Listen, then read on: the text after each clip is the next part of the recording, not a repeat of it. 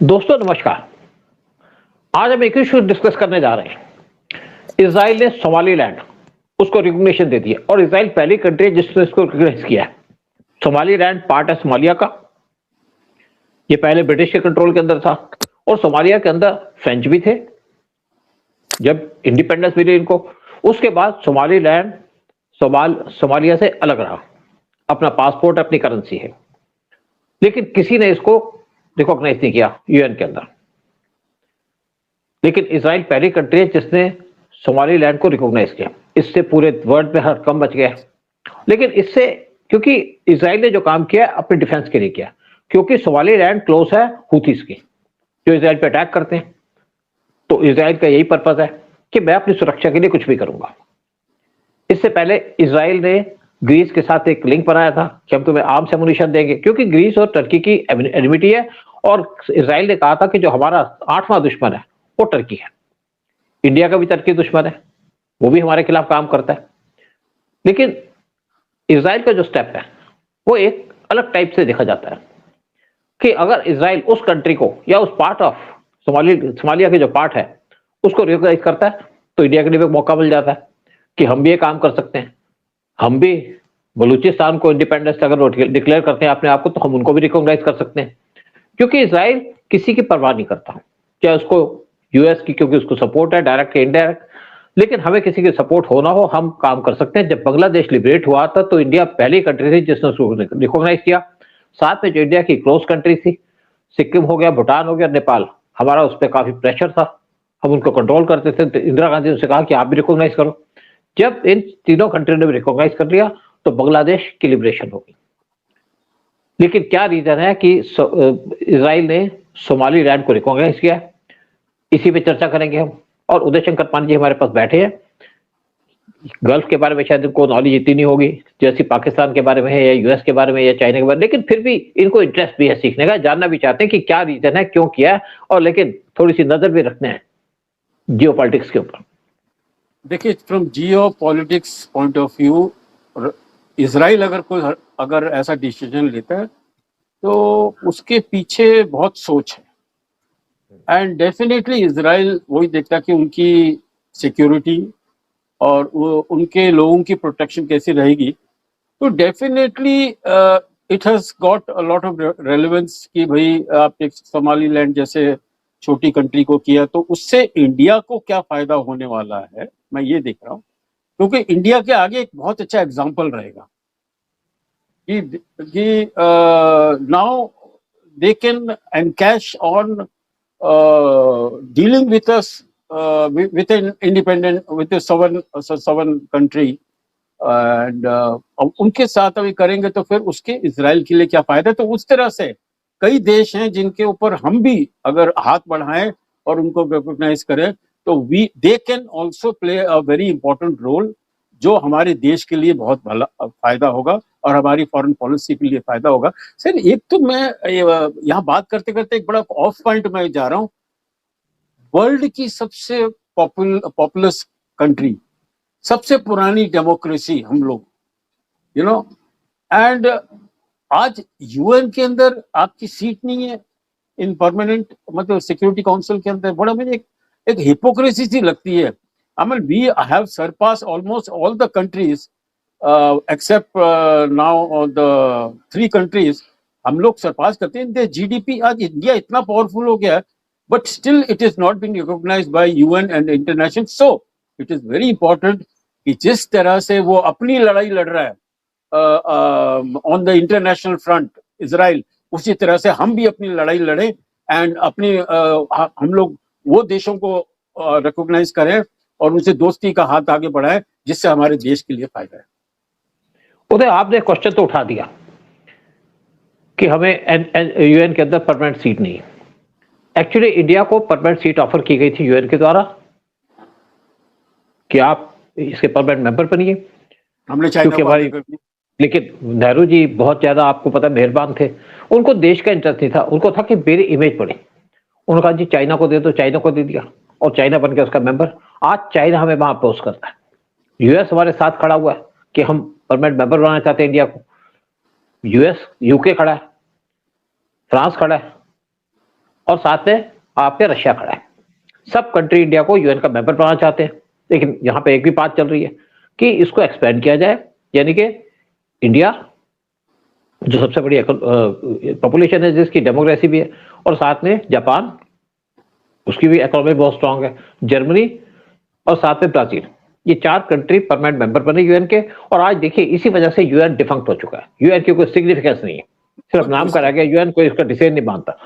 Trump tariff लगा देते किसके ऊपर कि यूएन के चार्टर के खिलाफ है, फिर कोई कंट्री किसी पे वार कर देती है और कोई किसी की सुनता नहीं है।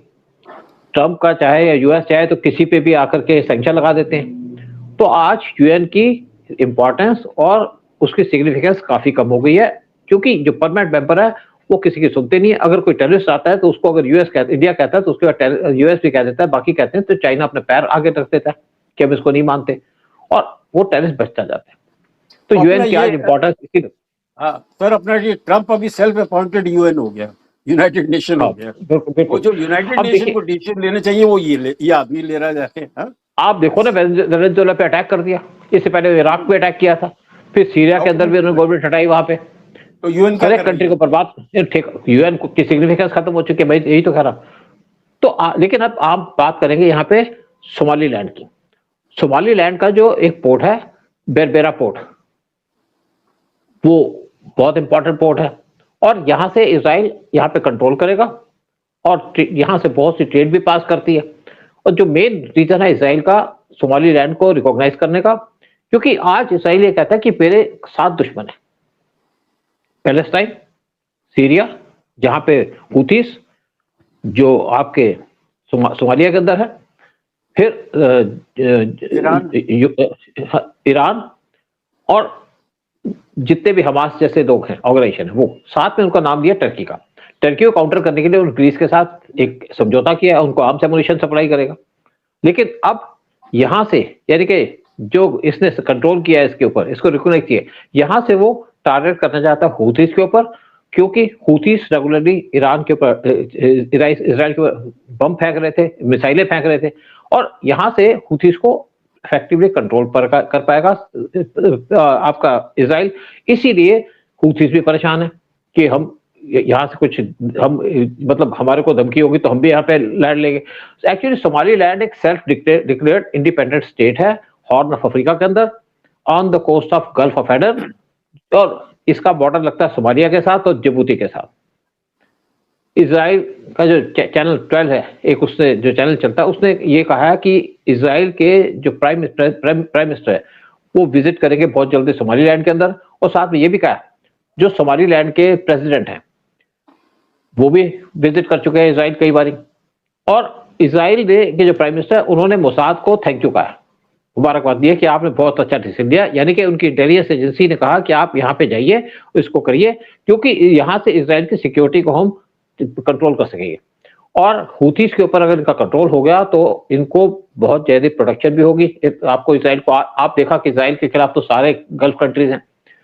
1965 में एक वार हुआ था इजराइल का, इजिप्ट, सीरिया और सबने मिलकर के अटैक कर दिया था इजराइल के ऊपर, लेकिन इजराइल ने सबको डिफीट कर दिया।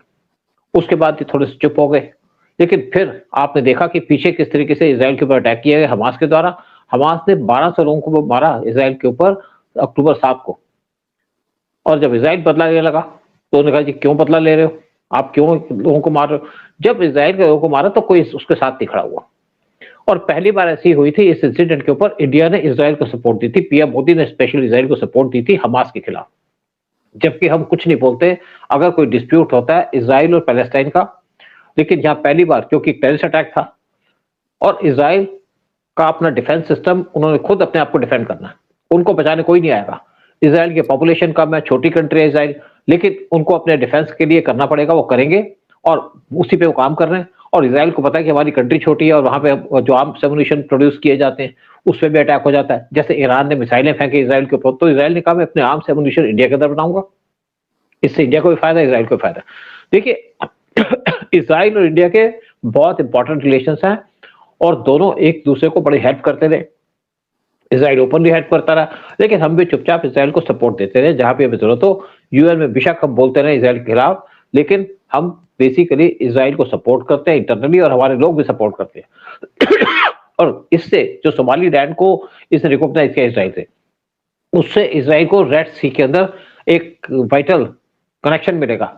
उसके कमर्शियल शिप्स पास करते हैं रेड सी से, वहां पे हूथी रेगुलर अटैक किया करते थे और इजराइल के भी शिप से अटैक करते थे। तो यहां से जाकर के इजराइल प्रॉपरली डिफेंड कर पाएगा अपने शिप्स को जो रेड सी से पास करते हैं।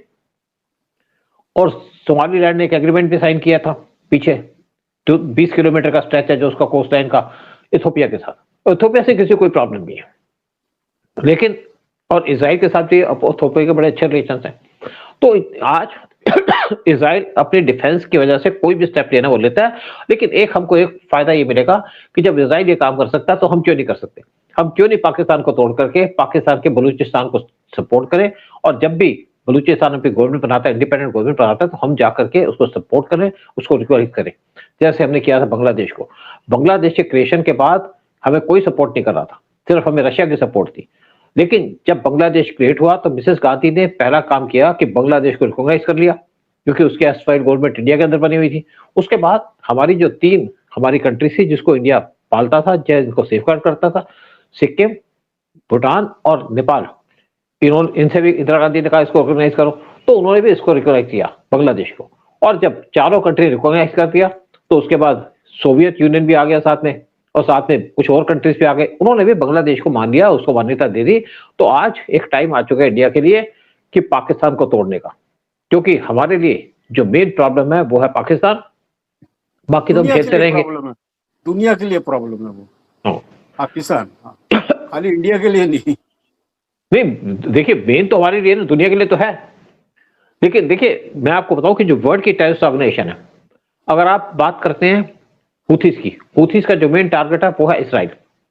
अगर आप हमास की बात करते हैं तो हमास का भी जो मेन टारगेट है वो है इसराइल, क्योंकि जब इसराइल से फ्री होंगे तभी तो किसी और की तरफ देखेंगे वो। और अगर आप बात करते हैं ISIS की, वो उसका जो एरिया ऑफ ऑपरेशन है वो है आपका अफगानिस्तान के, आपका गल्फ के अंदर, बाहर चले जाते कभी कभी। और अगर आप पाकिस्तान की मिलिटेंट ऑर्गेनाइजेशन की बात करेंगे तो उनका जो एरिया ऑफ ऑपरेशन है वो है हिंदुस्तान, यहाँ पे टारगेट करना चाहते हैं, क्योंकि उनको इसके बजाय कुछ दिखता ही नहीं है। अफगानिस्तान के पीछे पड़े हुए हैं सर, वो तो अफगानिस्तान में आ गया ना, तो अफगानिस्तान के पास टेररिस्ट, बलूचों के साथ झगड़ा कर रहे हैं, या कि अपने लोगों को मारे जा रहे हैं जाके। अच्छा, सबसे बड़ी बात, शॉकिंग खबर वो है कि वो इस वक्त अमेरिका के कहने पर वहां पर मिडिल ईस्ट में जा रहे हैं, वहां पर वॉर के अंदर, and they are going to fight for Israelis as professional soldiers. माने इससे बड़ी और शर्म, माने अगर जिस दिन ये हो गया, हमास तो सर इनको पाकिस्तान को जीने नहीं देगा, सच्ची कर रहा हूं। हमास इनको घर में घुस के ऐसा मारेगा कि वो ये जो हमारे जनरल बैठे हुए हैं ये सारे भाग जाएंगे पाकिस्तान से। लेकिन उदय मैं आपको एक और बात बता दूं कि टर्की ने जो पाकिस्तान के लोग जाने की तैयारी कर रहे हैं उनको ब्रीफ किया था, अपनी कंट्री के अंदर जो लीडर है उनको ब्रीफ किया था कि आपने क्या करना है। यानी कि ये भी तो कोई चाल खेलेंगे ना, ये तो है नहीं कि इसराइल जो कहेगा उसी हिसाब से करेंगे, ये भी चाल खेलेंगे। लेकिन इसराइल कोई ऐसा तो नहीं है चुपचाप बैठा रहेगा, इसराइल भी देखता रहेगा इसके ऊपर, इनकी एक्टिविटी पे आवाज रखेगा, और यूएस को तो आवाज रखनी पड़ेगी, क्योंकि यूएस का इंटरेस्ट है इसराइल के अंदर, और यूएस का जो इसराइल में सबसे बड़ा फ्रेंड है वो है आपका इसराइल। तभी तो उसने इसराइल को बिठाया। आप मजे कर रहे हैं, लेकिन इसराइल को बंदरों के बीच में बिठा दिया कि आप जाओ और इनसे लड़ो, क्योंकि यूएस के फोर्सेस तो लड़ नहीं सकती, आपको पता है। ये सिर्फ बातें कर सकते हैं, या उनके पास बड़ी गन्स हैं, बड़े एमुनिशन है, हाई ग्रेड एमुनिशन इनके पास। वियतनाम में गए थे तो कैसे पिटे थे ये, वियतनाम के पास कुछ नहीं था, उन्होंने खेतों के अंदर टनल बना रखी थी, और अचानक वहां से निकल आते थे और उनको तीर मार देते थे, वो से मारा था। उनके पास गन्स वगैरह नहीं थी उस टाइम पे, लेकिन अमेरिका को भागना पड़ा वहां से, और इसी तरीके से अमेरिका को अफगानिस्तान से भागना पड़ा। और गल्फ के अंदर अमेरिका लड़ नहीं सकता। अभी ईरान में अगर अटैक किया था तो पहला अटैक किया था इसराइल ने, जब इसराइल ने उनको ध्वस्त कर दिया, सारे डिफेंस सिस्टम खत्म कर दिया, तो अमेरिकन प्लेन्स आए वहां पे, अदरवाइज अमेरिका पैर नहीं रखता। और जब इराक पे अटैक किया था यूएस ने सद्दाम को मारने के लिए, उनके पास कोई डिफेंस सिस्टम नहीं था उस टाइम पे, उनपे भी साथ में। और पैसे इन्होंने जब इराक पे अटैक किया, उसके पैसे पता किससे लिए? उसके पैसे लिए इन्होंने सऊदी से, कि ये तुम्हारे लिए खतरा बना होता, तभी हमने इसको मारा है। इसी तरीके से लीबिया पे जब अटैक किया तब भी सऊदी ने पैसे दिए। सऊदी को तो लूटते नहीं यहाँ पे, उनकी मजबूरी भी है। लेकिन आज जो इजराइल कर रहा है अपने आप को डिफेंड करने के लिए, अपनी सेफ्टी के लिए, और जो भी उसका दुश्मन है उसके खिलाफ वो काम करेगा, और करेगा खुलेआम करेगा। अगर इजराइल ये काम नहीं करेगा तो उसकी एग्जिस्टेंस खत्म हो जाएगी। लेकिन अगर इंडिया की बात करें तो इंडिया को भी इसी टाइप का काम करना पड़ेगा, यानी कि बलूचिस्तान के लोग कह भी रहे हैं कि हमारी एक गवर्नमेंट इन एग्जाइल बनाइए। अगर हम उसकी गवर्नमेंट बनाते हैं एग्जाइल के अंदर, इंडिया के अंदर, तो हम उसको रिकॉग्नाइज करेंगे, तो बलूचिस्तान को ओपन सपोर्ट कर पाएंगे और पाकिस्तान को डिफीट कर पाएंगे। और इससे पाकिस्तान टूटेगा तो उनके मिलिटेंट ग्रुप टूटेंगे, पाकिस्तान टूटेगा तो सिंध टूट जाएगा, सिंध टूटेगा तो पाकिस्तान के पीओके टूट जाएगा, और बहुत जरूरी पाकिस्तान नंगा हो जाएगा। और ये करना जरूरी है इंडिया के लिए भी और हमारी गवर्नमेंट के लिए भी। यही पे प्रोग्राम खत्म करते हैं, लोगों से कहते हैं कि आप क्या सोचते हैं इस प्रोग्राम के बारे में, कि इजराइल किस तरीके से काम कर रहा है। इजराइल ने सोमालीलैंड को रिकॉग्नाइज कर करके एक नया काम शुरू कर दिया है, यानी कि पिंडोरा बॉक्स खोल दिया है, और हिंदुस्तान कह दिया कि आप भी यही काम करो, कि आप भी बलूचिस्तान को सपोर्ट करो, उसको लिबरेट कराओ, और उसके बाद पाकिस्तान को तोड़ो और अपने देश को सुरक्षित रखो। आज हमारी जरूरत भी है और हमारी मजबूरी भी है। जय हिंद, जय भारत। जय हिंद, जय भारत, वंदे मातरम एंड जय सोमालीलैंड। ठीक है।